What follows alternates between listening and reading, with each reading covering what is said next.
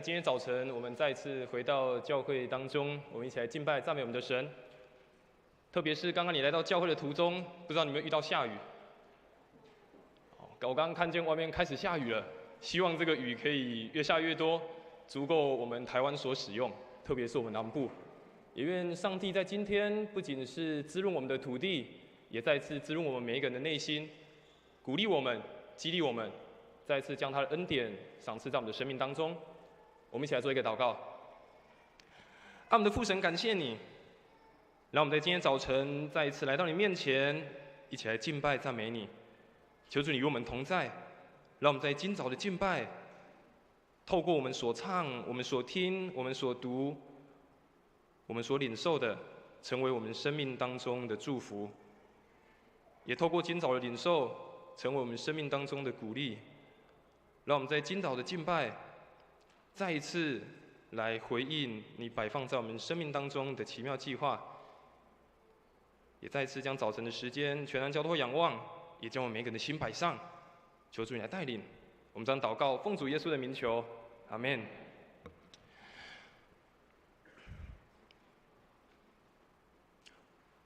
将要跟大家一起分享马可福音第4章的31到45节。我们刚刚一起读过这段的圣经。这段圣经我们看见是耶稣行了一个非常大的神迹，他平息了风浪，让在船上这些门徒非常的惊讶。但是在看今天的这段的圣经之前，我们先来思考一些事情。我不知道大家有没有看过一部电影，应该是动画，它叫《脑筋急转弯》。这部动画呢，我个人非常的喜欢，也推荐给大家看。这部动画在讲说，有一个小女孩，她的头脑里面有住着5个不同的，你可以说她是小精灵好了，但就代表的是你的脑袋当中有5种不同的情绪，分别用不同的情绪是指快乐、指忧愁、指生气、厌恶，还有惊吓。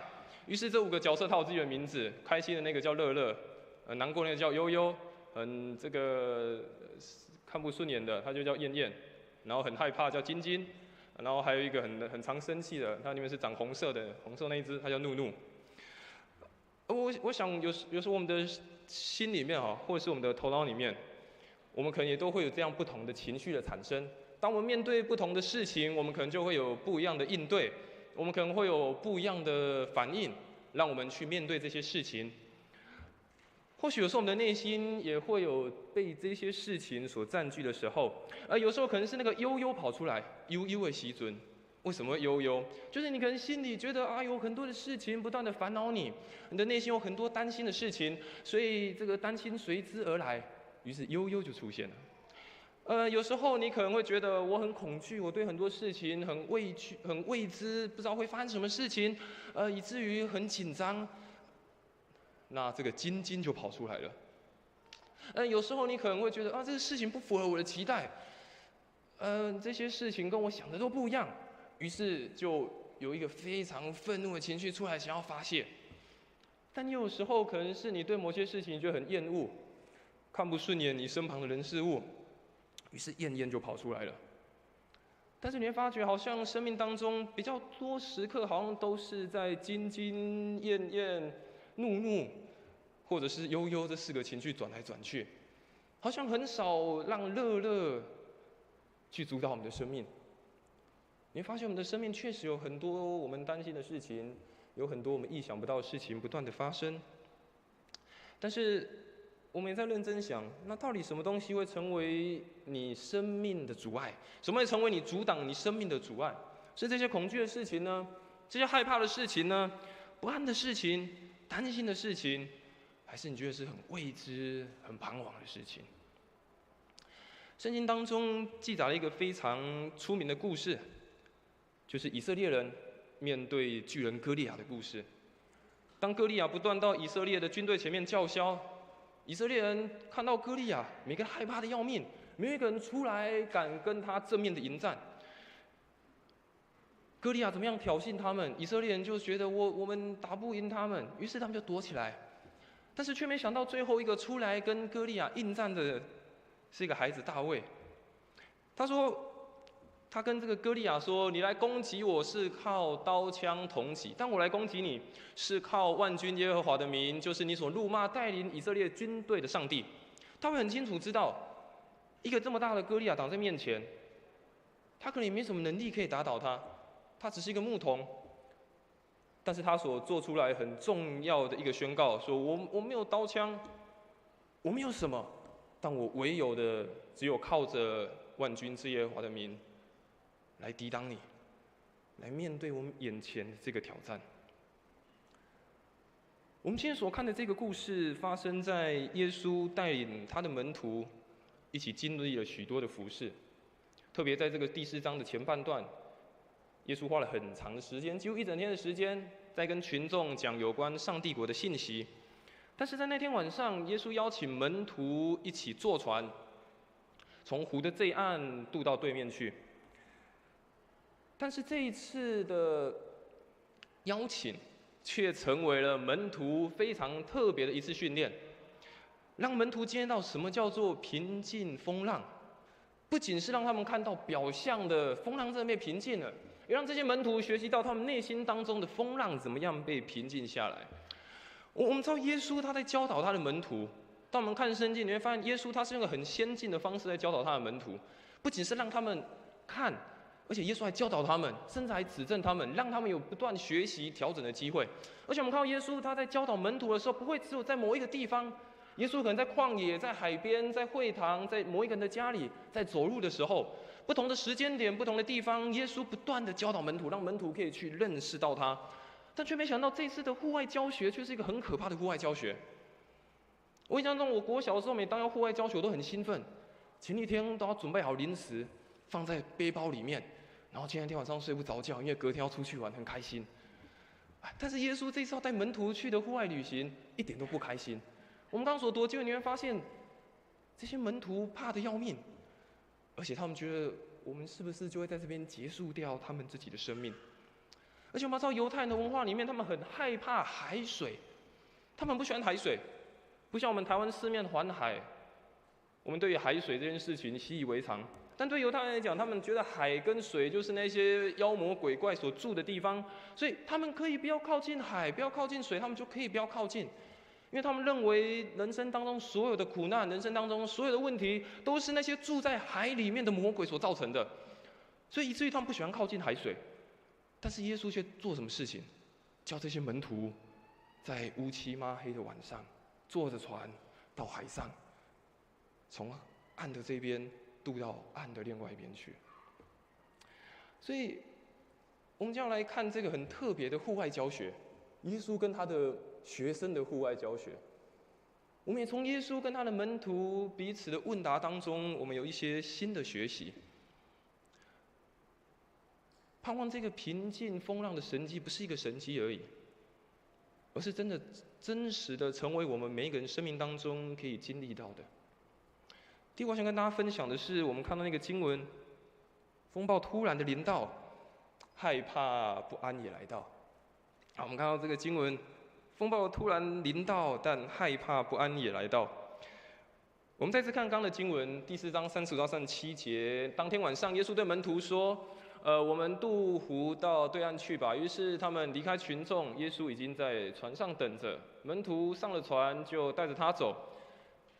船上忽然刮起大风，波浪冲击，浪花打进小船，船几乎灌满了水。我们看到这个经文，在我刚刚说耶稣服侍1整天，跟门徒一起在那个地方跟群众。耶稣说：“晚上我们一起到湖的另外一边吧，我们一起到另外一个地方去服侍。”我想，如果不是耶稣的要求，这群门徒绝对不会去海上。我们刚刚提到，犹太人不喜欢海，他们觉得那边很多魔鬼，所以他们绝不会去海上嘛。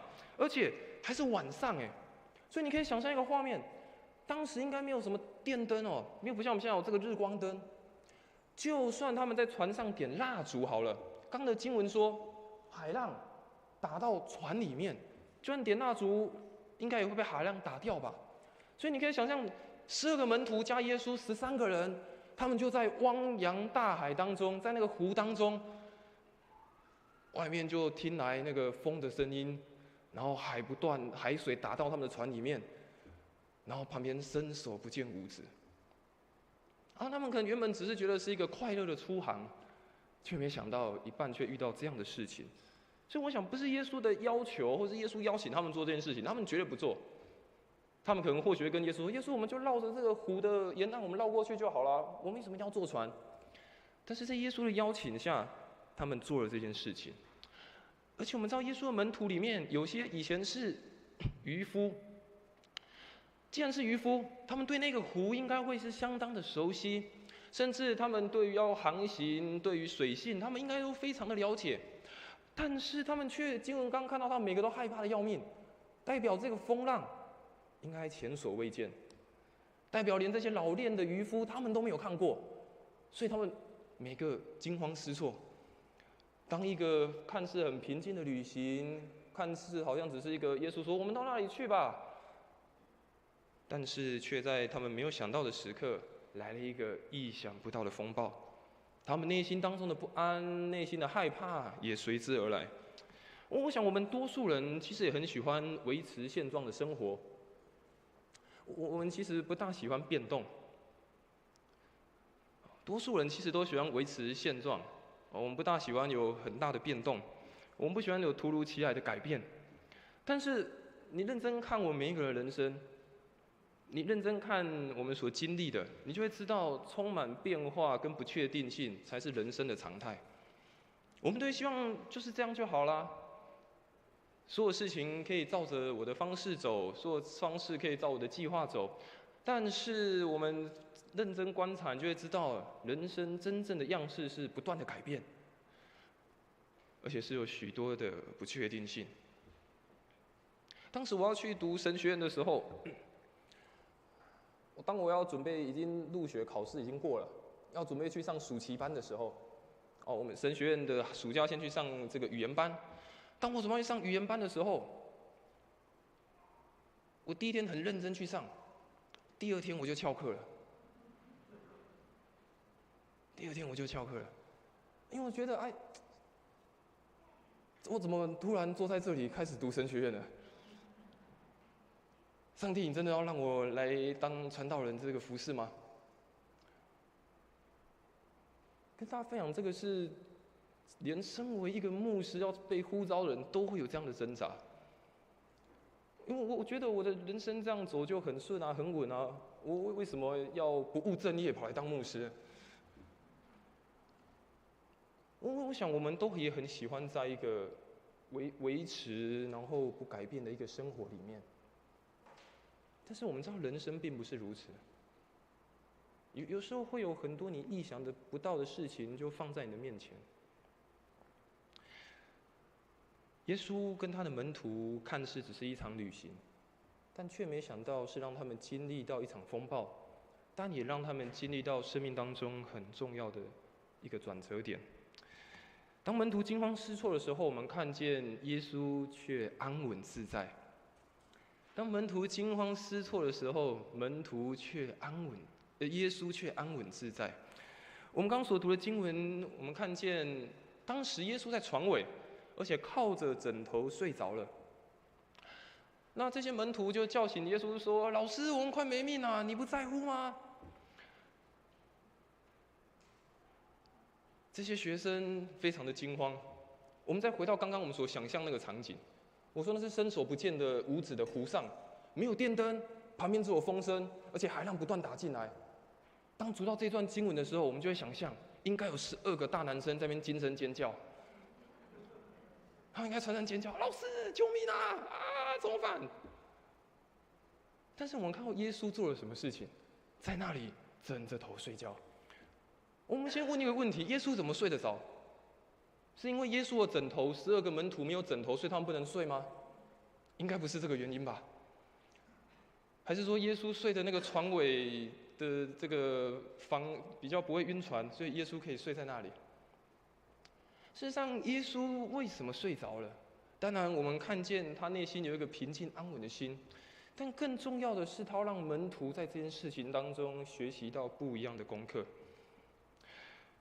我们刚刚说，门徒里面有些是经验老道的渔夫，所以他们对于海、对于捕鱼、出海航行应该很熟练。但是在这个海上，在他们的眼里，耶稣就算行过很多神迹，但是耶稣可能现在只是一个木匠。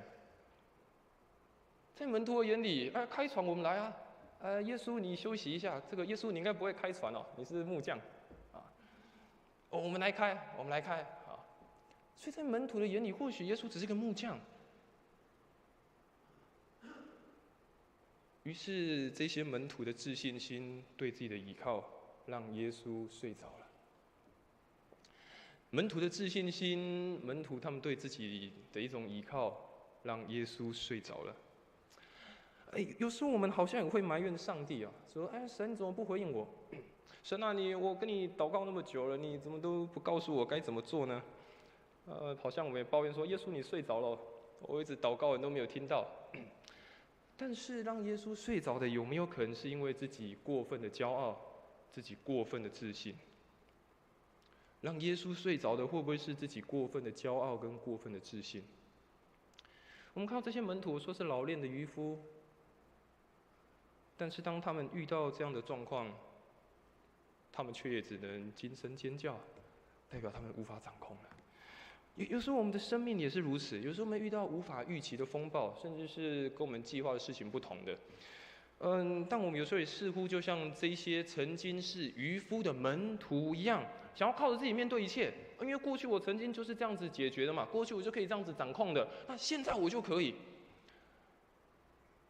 而且往往等我们失去了控制，我们才会去请耶稣来帮助我们。我们可能真的这个没办法了，我们才去请耶稣来帮忙。所以我们看到门徒，他们看到耶稣在那安稳睡觉，但是门徒却耶稣怎么办？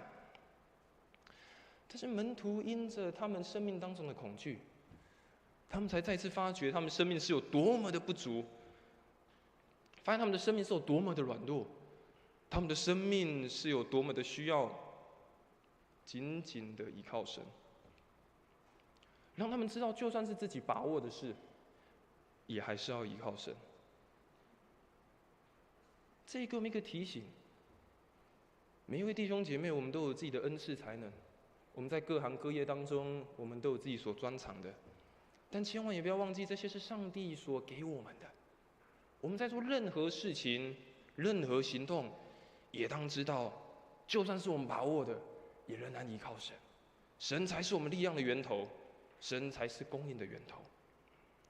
所以，这给我们一个很重要信仰学习的功课。不论在什么样的环境，我们仍然不断寻求上帝的带领，成为我们生命当中最大的帮助，成为我们生命当中最大的依靠。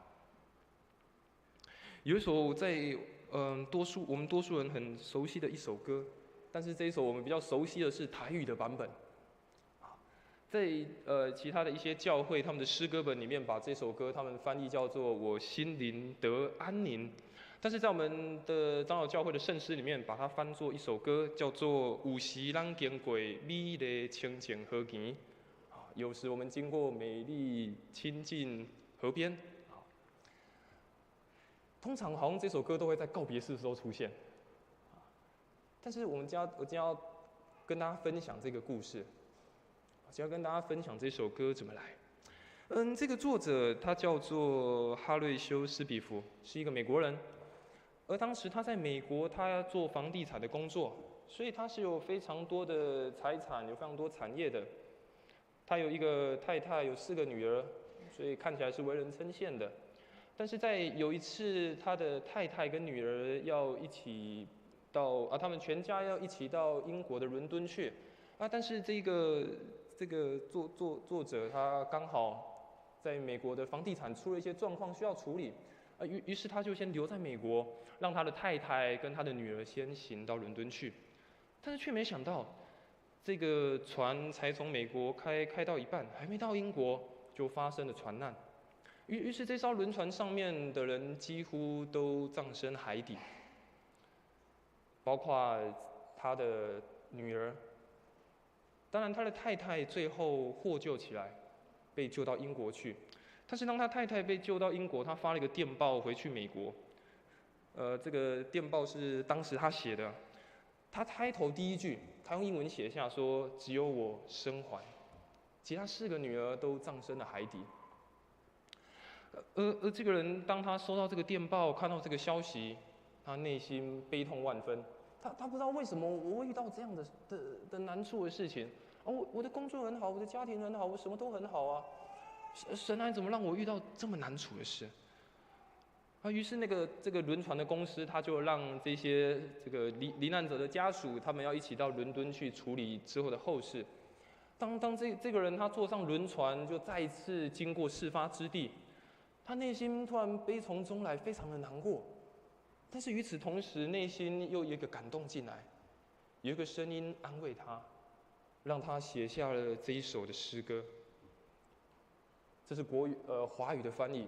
他说：“有时我经过美丽幽静的河边，路旁的树青翠映眼帘。有时我面对心忧伤流眼泪，如遭逢大巨浪狂风吹。”他副歌说：“免烦恼心平安，倚靠主，免烦恼心平安。”你发现，当他的家人，他的女儿是死在船难，死在一个海浪之中，他内心非常的难过。但是在那个时刻，上帝再一次感动他，他写下了这一首的诗，也成为我们现在很常唱的一首很安慰也很鼓励的诗歌。我想在此时，在那个时刻，他人生真的是一个很大的风浪。他人生或许也不知道该怎么走下去了。但是这首诗歌他所写下来的，让他也再一次体会到，无论在什么样的环境当中，还是要有上帝的带领。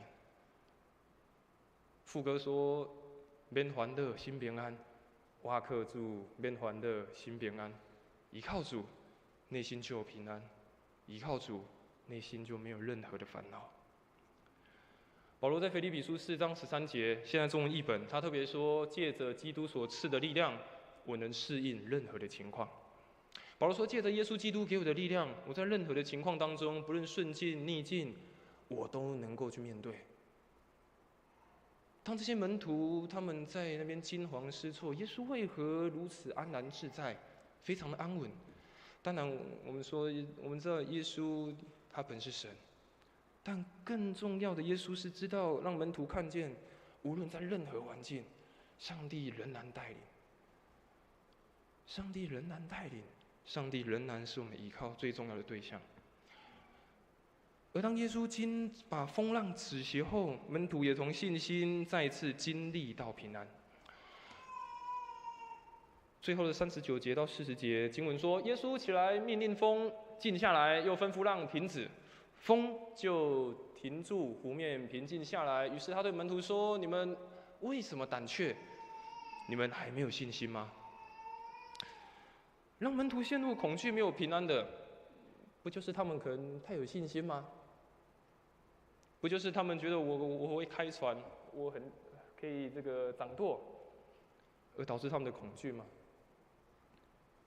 有没有可能，甚至是他们根本也不认识耶稣？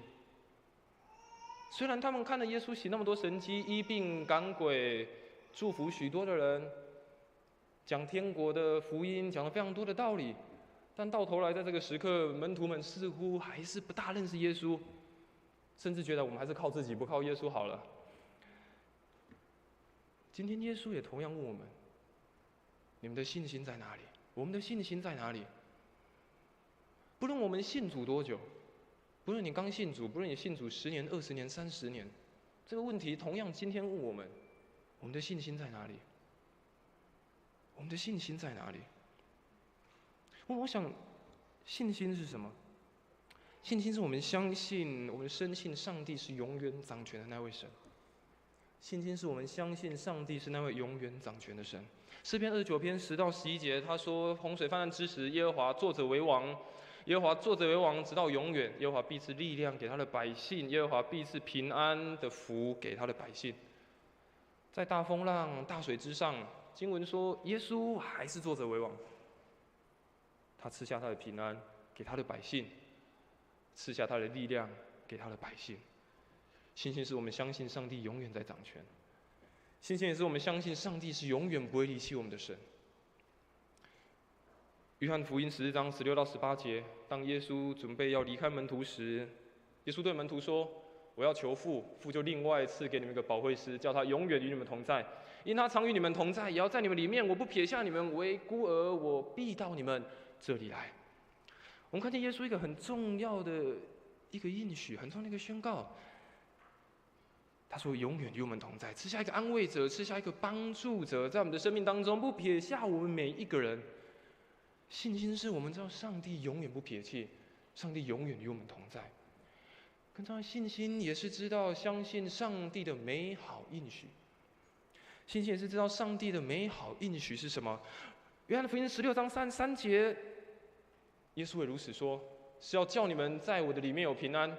在世上你们有苦难，但你们可以放心，我已经胜了世界。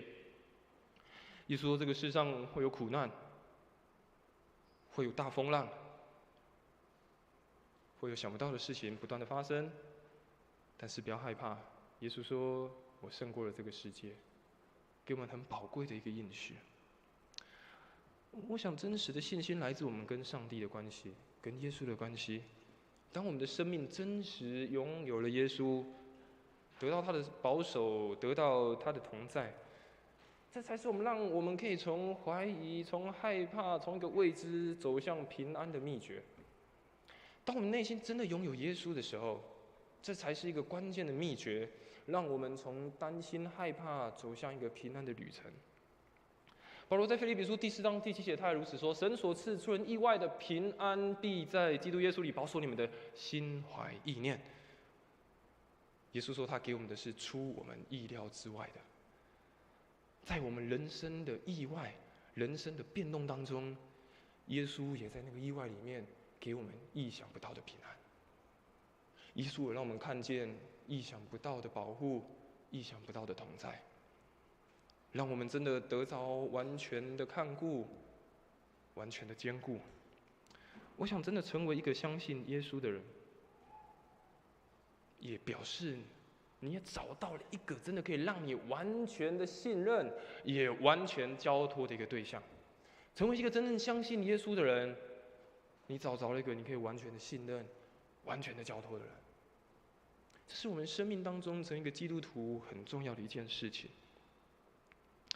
耶稣说：“让我们渡到那边吧。”耶稣不仅对门徒说，耶稣也对现在的我们说。耶稣邀请我们一起渡到那边去吧。渡这个字不是只有我们所看到，好像是坐船或者是经过一个地方。渡在原文里面还包含了很重要的意思，叫做穿越，叫做突破。耶稣邀请我们跟他一起渡到那边的时候，耶稣也邀请我们一起经历我们生命当中的突破。我们的生命不断的跟耶稣一起经历，不断的一起走，但是在这个过程，我们也不断的经历耶稣带给我们生命当中的突破。耶稣邀请我们跟他一起，藉由信心，我们可以迎向风浪，也在风浪当中认识他的奇妙作为。耶稣说，他要邀请你一起渡到那边吧。耶稣说，他要邀请你一起渡到那边吧。你愿不愿意上船？不要忘记，耶稣也在船上，不是你自己做而已，耶稣也在船上。耶稣一直与你同在。人生当中，我们不停的在度不停的关卡，不同的难处，但是无论是什么时刻，别忘记耶稣永远与我们同在，带我们经历生命的突破，带我们经历生命当中要我们去穿越、要我们去学习的事情。愿上帝祝福我们每一个人。特别在我们今天是主日，新的一个礼拜开始，在这个主日到下一个礼拜的主日当中，我们要回到我们的家庭，回到我们的社会，回到我们工作的场所，回到我们的学校，也好像我们要在这个人生旅程当中航向一个未知的一周。但在这个礼拜当中，我要再次鼓励你，耶稣与你同在，做任何事情，耶稣一起陪你经过，给你平安，给你力量。而且是给你出人意外、你所想象不到、非常好、非常棒的保守。愿上帝祝福每一个人。我们一起来唱一首回应的诗歌，这首诗歌叫做《安静》，我们坐着唱就好。